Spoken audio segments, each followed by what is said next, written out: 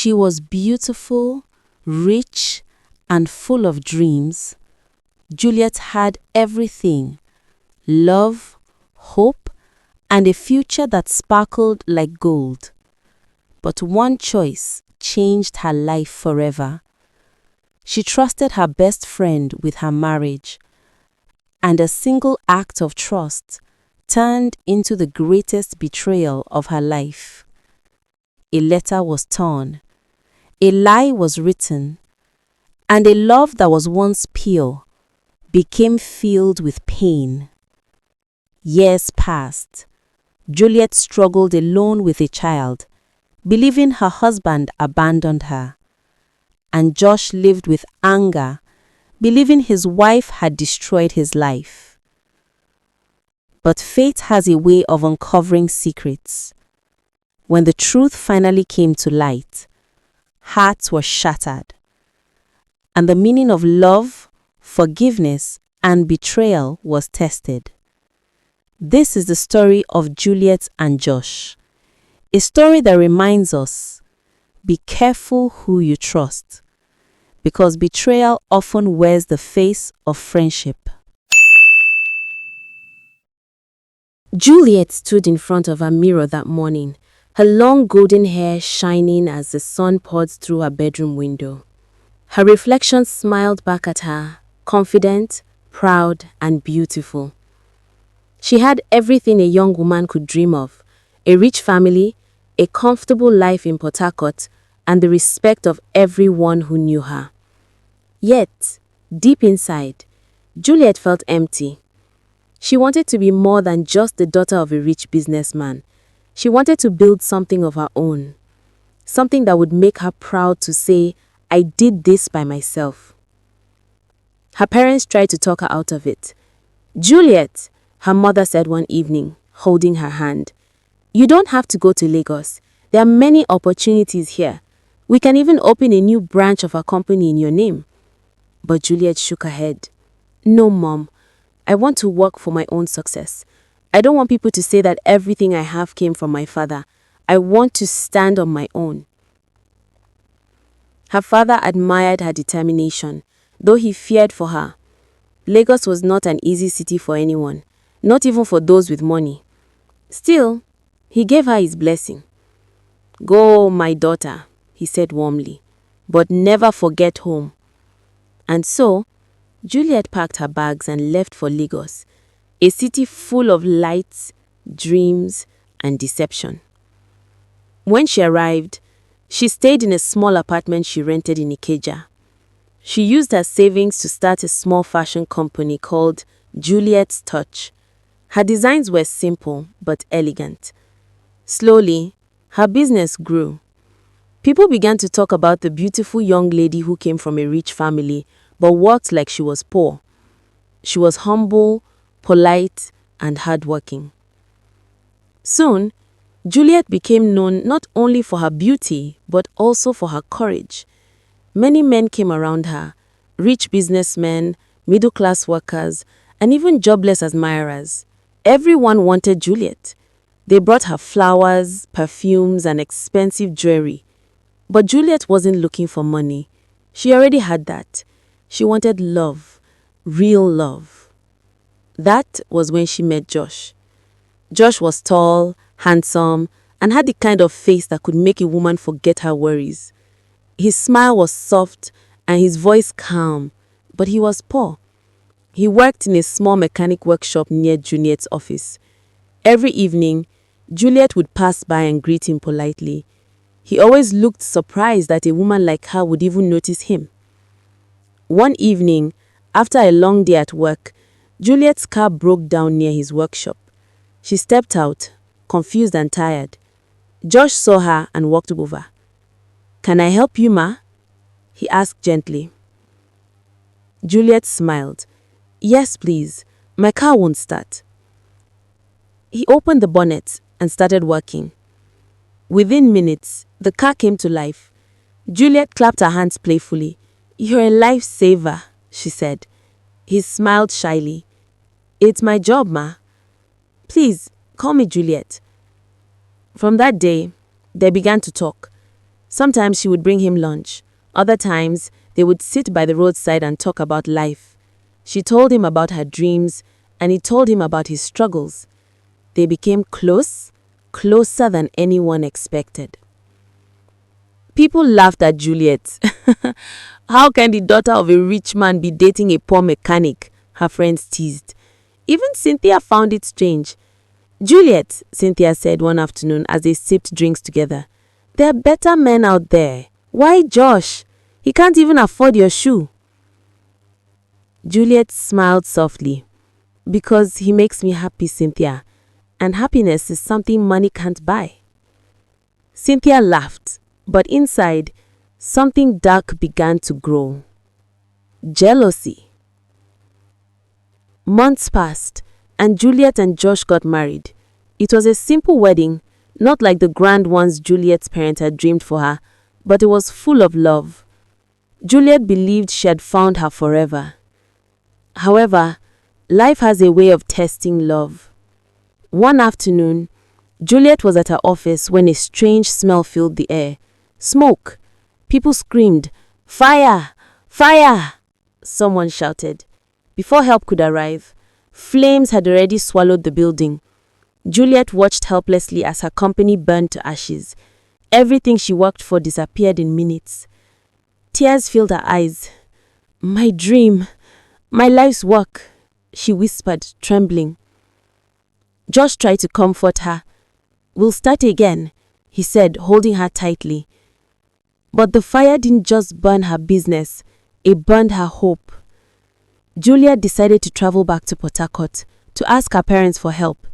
She packed her bags and left, promising Josh she would return once things were settled. When she arrived home, she was met with shocking news.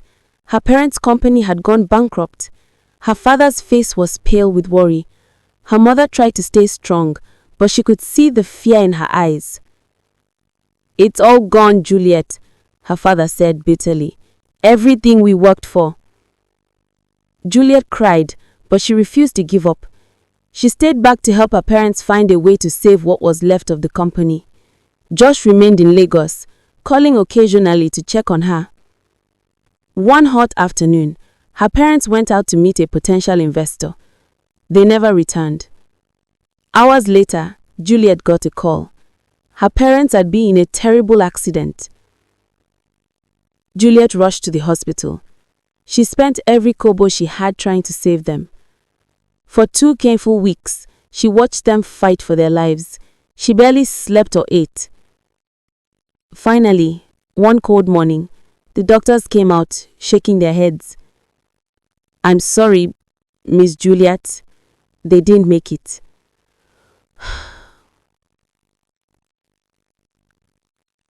Her world went silent. Juliet screamed until her voice broke. The pain was unbearable. In just a few months, she had lost her business, her home, and now her parents. Josh came for the burial. He stayed by her side, holding her hand through every tear. After the burial, he told her he had to return to Lagos. "I need to find a way to make money, Juliet," he said softly. "I'll take care of you and our baby." She nodded. She was 5 months pregnant, weak and broken, but she trusted Josh. He kissed her forehead and left for Lagos. Weeks passed. Juliet mourned her parents in silence. Her phone was gone. She sold it to pay hospital bills. She lived quietly in the village, waiting for the mourning period to end. One day, her best friend Cynthia came to visit. She brought gifts, food, and comforting words. Juliet was happy to see her. "Cynthia," she said one evening as they sipped drinks together under the mango tree, "please help me when you go back to Lagos. Josh doesn't have a phone, and I sold mine. I've written a letter for him. Tell him I'm okay and that he should stay strong. I also wrote the phone number and account number of Mama Nkechi.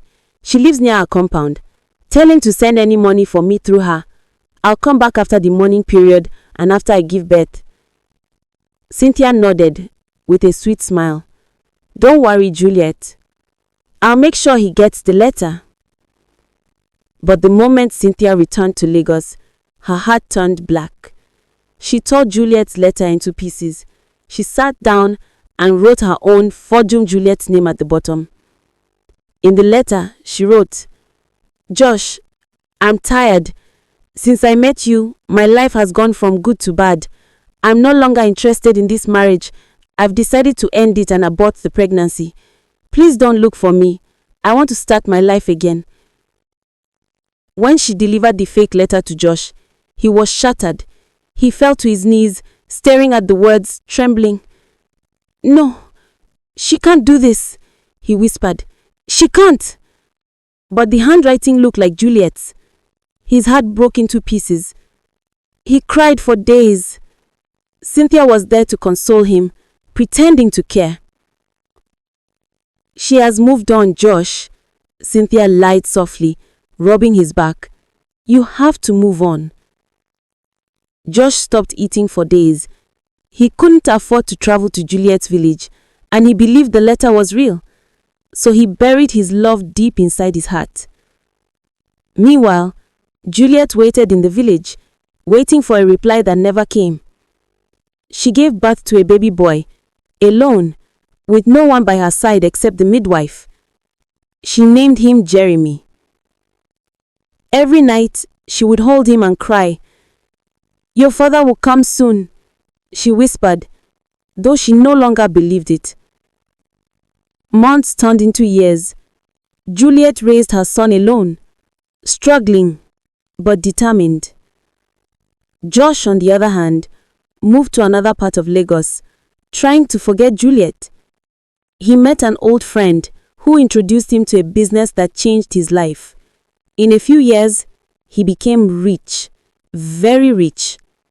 And beside him was Cynthia, the woman who had destroyed two hearts for her selfish gain.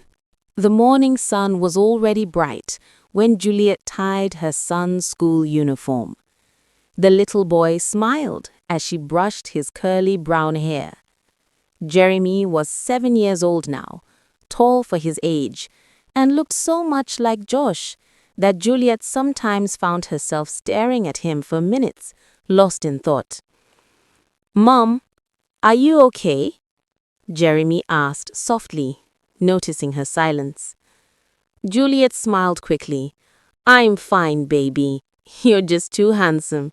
You look like—" She paused and forced a smile. "You look like your grandfather." Jeremy giggled and grabbed his small bag. "Bye, Mom," he said, running off with other children from their compound to the nearby school. Juliet watched him go, then turned to face her mirror. Her once glowing skin now looked tired.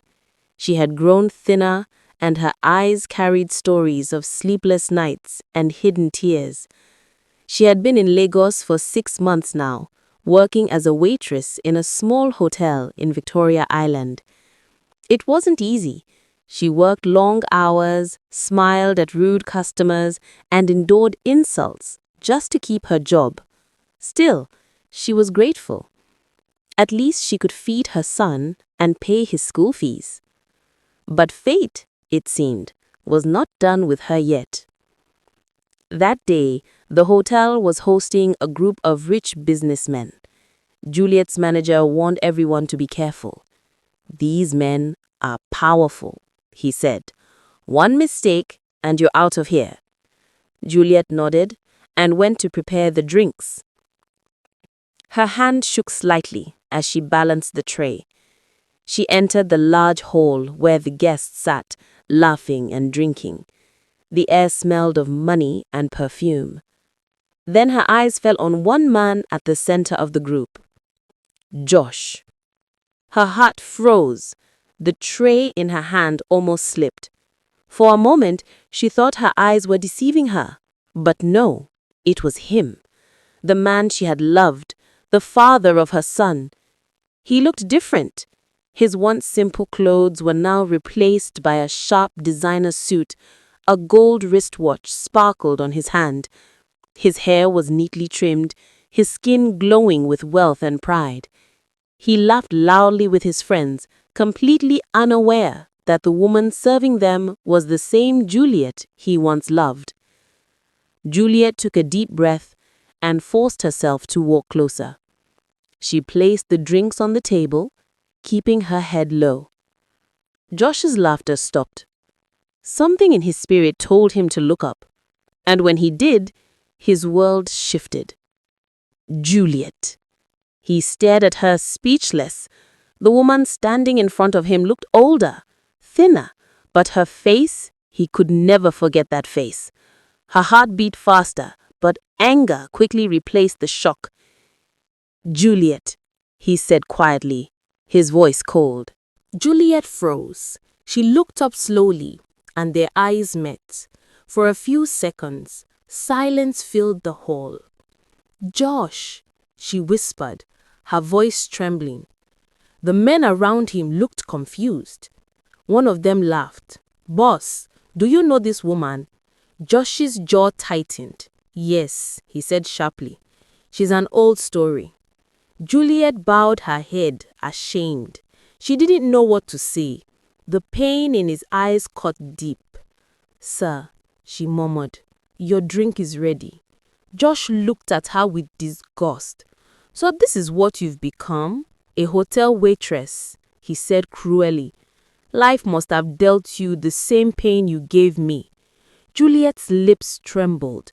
She wanted to tell him the truth, to explain everything, but the words wouldn't come. Instead, she turned and walked away, her vision blurred with tears. For days after that, Josh couldn't stop thinking about her. Every time he closed his eyes, he saw Juliet's face, heard her soft voice. But his pride refused to listen to his heart. "She left you, remember?" he told himself. "She said you brought her bad luck." But deep inside, a small voice whispered, "What if there's more to the story?" 2 days later, Josh returned to the hotel with his friends again. He wanted to see her, not because he forgave her, but because he wanted to humiliate her the way he felt humiliated years ago. When Juliet saw him enter, her hands went cold. She wanted to hide, but the manager called her name. "Juliet, go attend to table 4, Mr. Josh and his friends." Juliet forced a smile and walked toward them. Josh leaned back in his seat, watching her. "So, Juliet," he said loudly so everyone could hear, "I never thought you'd end up serving drinks. You used to be a big woman, remember?" The men laughed. Juliet's eyes filled with tears, but she stayed calm. "Life can change anyone, sir," she said softly. "We should be grateful we are alive." Josh's words grew sharper. He asked her unnecessary questions, mocked her salary, even made fun of her uniform. Juliet endured it all silently. She knew there was no use explaining. Days turned into weeks. Josh kept coming to the hotel, pretending it was for meetings, but Juliet knew it was about her. He would sit there, giving her impossible tasks, watching her clean tables just to feel powerful. Then one day, Juliet collapsed. It happened right after she had been made to carry a heavy tray of wine bottles to Josh's table. Her legs shook, her eyes rolled, and she fell. Josh jumped up in surprise. For a moment, his heart forgot the anger. He ran to her and carried her in his arms and rushed her to the hospital. His hands trembled as the doctors worked on her. "She's exhausted and malnourished," the doctor said later. "She needs rest." Josh sat beside her hospital bed watching her sleep. Her face looked peaceful, innocent, just like before. Memories came flooding back, their laughter, the promises they made, her soft voice calling his name. When she woke up, she was shocked to see him sitting there. "Why am I here?" she asked weakly. "You fainted at work. I brought you here. Don't think I did it because I care. I don't. I just don't want my employee dying before she starts working for me." Juliet frowned. "What do you mean?" Josh smirked. "I bought that hotel last week, which means I own you now, Juliet." Tears filled her eyes. "You can't do this." "I can," he said sharply. "You owe me for the humiliation you gave me years ago. You will work in my house as a maid. Maybe that will remind you of what you threw away." Juliet wanted to scream, to tell him everything, but her voice broke. She was too weak to fight. The next week, she started working in Josh's mansion. It was big, beautiful, and full of memories that haunted her. She was shocked and surprised to meet Cynthia in Josh's house. Cynthia was surprised too, but Juliet had nothing to say. She wanted to quit the job, but she needed to survive. Cynthia frustrated her, trying to make her leave, but Josh told Cynthia to allow Juliet stay and get some dose of the pain she caused him. She cleaned floors, cooked meals, and washed clothes for the man who once held her like a queen.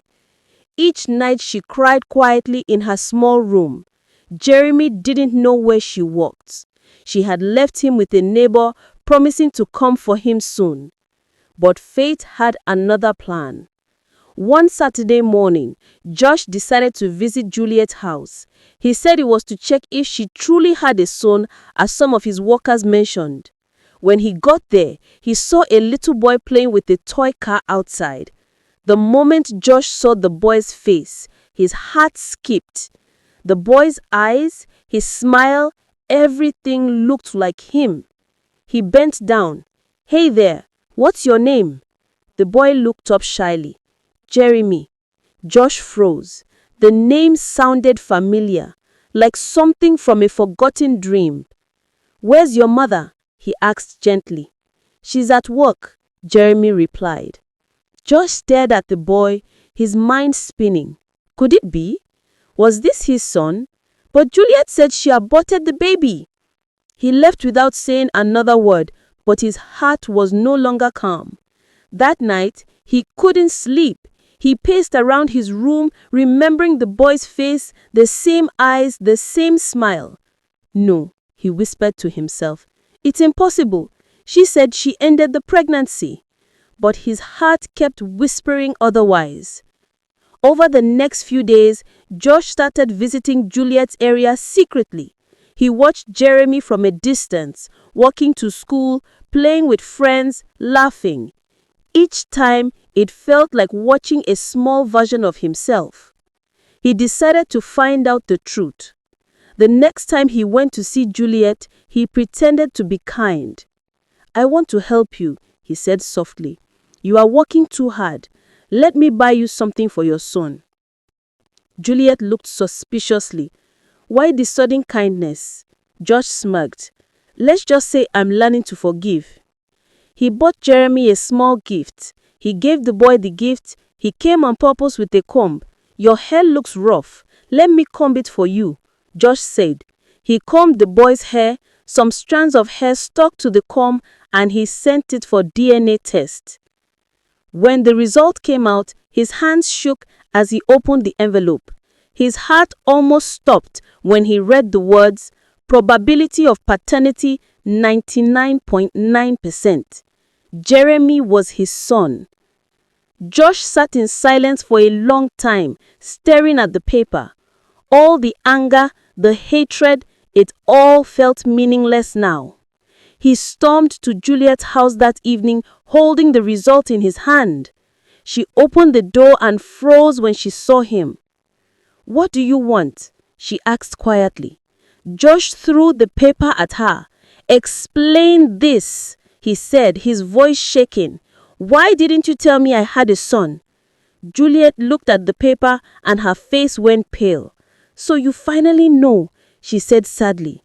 Josh's voice rose. "You lied to me. You said you aborted the baby. You left me." Juliet's tears fell. "I never said that, Josh. I wrote you a letter. I told you I would come back after mourning my parents. I even gave you a number and account to send me money through. You never replied. You abandoned me when I needed you most." Josh stared in confusion. "What are you talking about? You said you are done with me. You said I was bad luck." Juliet looked shocked. "What? I never wrote that." "Then who did?" Josh shouted. Juliet wiped her tears slowly. Her mind went back to that day years ago, under the mango tree, she remembered handing her letter to Cynthia. Her heart started pounding. "Wait," she whispered. "Cynthia!" Josh frowned. "What about her?" Juliet's voice shook. "She's the one who took my letter to you. I asked her to deliver it." Josh brought out an old envelope from his pocket. Inside it was a letter. "Is this not the letter you sent to me through Cynthia?" Juliet collected the letter as she read it. She said, "This is not my handwriting. This was not the letter I gave Cynthia. This looks like Cynthia's writing." And in that moment, everything went silent. The walls of lies were beginning to crack, and the truth was about to explode. Josh sat in silence for a long time after Juliet's trembling voice faded. The truth had hit him like thunder, shaking his soul until it felt empty. Everything inside him seemed to break apart: his heart, his trust, and the memories of the past 7 years. The night air outside was cold, but inside him was a burning fire of anger and regret. He looked at Juliet, the woman he once loved deeply, the woman he believed betrayed him, and now realized she had been the victim all along. His eyes glistened. "Juliet," he whispered, his voice breaking. "How could I have been so blind? How could I let her deceive me for all these years?" Juliet didn't answer. Tears kept rolling down her cheeks. The pain in her eyes said more than words could. She had suffered in silence, carrying a child alone, waiting for a man who never came. Josh stood up suddenly. His chest rose and fell heavily. "I'm going to see her," he said coldly. "She has to tell me the truth herself. I need to hear it from her mouth." Juliet tried to stop him. "Josh, please, don't go there with anger in your heart. Let's hear her out, but don't lose control." He nodded slowly, though his heart was boiling. "I'll try." Moments later, he grabbed his car keys and drove straight home. The drive felt endless. His mind replayed every moment with Cynthia, her fake smiles, her tears, the night she told him Juliet had aborted the baby, the day she forced herself into his life as a comforter, and the day he married her thinking he had found peace again. Every image now disgusted him. When he arrived home, the compound was quiet. The lights in the living room were on, and Cynthia was sitting on the sofa scrolling through her phone. She looked up and smiled when she saw him, but the smile faded quickly when she noticed Juliet standing behind him. Her eyes narrowed. "What's she doing here?" she asked sharply. Josh didn't respond. He stepped closer, his expression hard and unreadable. "Sit down," he said firmly. Cynthia hesitated. "What's going on?" "Sit down," he barked, his voice echoing through the room. She dropped her phone and slowly sat back down, her face pale. Juliet stood quietly by the doorway, her hands clasped tightly together. Josh took a deep breath, his voice trembling with controlled anger. "Cynthia, I know everything. Juliet never abandoned me. She never wrote that letter you gave me. You did." Cynthia froze. Her mouth opened slightly, but no words came out. Josh continued, his voice rising. "You lied to me. You told me she aborted our child, that she didn't want me. You made me hate her for nothing. You destroyed our lives." Cynthia shook her head quickly. "Josh, listen to me, please. It's not what you think." He slammed his hand on the table. "Don't lie to me again. The truth is already out." The air went heavy. Juliet's breathing grew shallow as she watched the woman she once called her best friend tremble under Josh's rage. Finally, Cynthia's shoulders dropped. Tears filled her eyes. "Fine," she whispered, her voice shaking. "You want the truth? Yes, I wrote the letter. I did it. I couldn't bear to watch you love her while I stood by invisible. You both had everything: love, beauty, happiness, and I had nothing. I told myself you'd forget her if I destroyed the link between you two." Juliet gasped, covering her mouth. Cynthia went on, her tears falling freely. "When she gave me the real letter to deliver to you, I tore it. I sat down that night and wrote a new one. I told you she aborted the baby. I told you she said you were bad luck. I thought you'd hate her enough to move on. I thought maybe someday You'd love me instead." Josh stared at her in disbelief. "You played with people's lives, Cynthia. You stole 7 years from us. You built your happiness on my pain." Cynthia sobbed. "I didn't mean for it to go this far. I was jealous. I was lonely. I just wanted someone to love me the way you loved her." Juliet's eyes were filled with pain. "So, you destroyed my life because of jealousy? I treated you like a sister, Cynthia. I shared everything with you, my home, my secrets, my dreams. And this is how you repaid me?" Cynthia's voice cracked. "I'm sorry, Juliet. I swear, I regret everything. Every day I woke up beside him, I knew I didn't deserve it. I knew the truth would come out one day." Josh turned away, running his hands over his face. "You had 7 years to confess, Cynthia.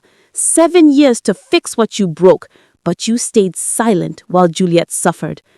He looked at her coldly. "You've destroyed too much already. Pack your things and leave my house tonight." Cynthia gasped. "Josh, please, don't do this to me. You can't throw me out. We've been married for 7 years. Josh turned sharply. "We were never married in the eyes of God or the law. I never divorced Juliet, which means what we had was built on a lie. You've been living here as a stranger." Cynthia fell to her knees, crying uncontrollably. "Josh, please forgive me. I'll do anything. Don't throw me away." Juliet turned to go, but Cynthia reached for her leg, crying harder. "Juliet, please talk to him for me. Please, I don't want to lose everything." Juliet's eyes filled with tears again. "You already lost everything the day you chose deceit. I can forgive you, Cynthia, but forgiveness doesn't erase consequences. You will live with what you did." Cynthia broke down completely, her cries echoing through the house. Josh didn't say another word. He walked out, holding Juliet's hand, leaving Cynthia on the floor. That night was long and silent. Josh couldn't sleep. He sat on the edge of his bed, staring at nothing. His heart was heavy with pain, guilt, and relief all at once. Juliet's face kept flashing in his mind. The years she spent alone, the child she raised without him, the trust he destroyed. Early the next morning, he decided to take action. He called his lawyer and explained everything. By afternoon, they were in court. The courtroom was tense. Cynthia sat at one corner, her eyes swollen and tired. Juliet sat beside Josh, holding her hands together, praying silently. The judge listened patiently as the lawyers presented the documents, the DNA result proving Jeremy was Josh's son, the old marriage certificate between Josh and Juliet, and the lack of any legal divorce papers. Then came the evidence of forgery and emotional manipulation. After what felt like hours, the judge finally spoke. "According to the evidence presented, it is clear that Mr. Josh and Ms. Juliet remained legally married as no divorce was ever granted. The marriage between Mr. Josh and Miss Cynthia is therefore null and void.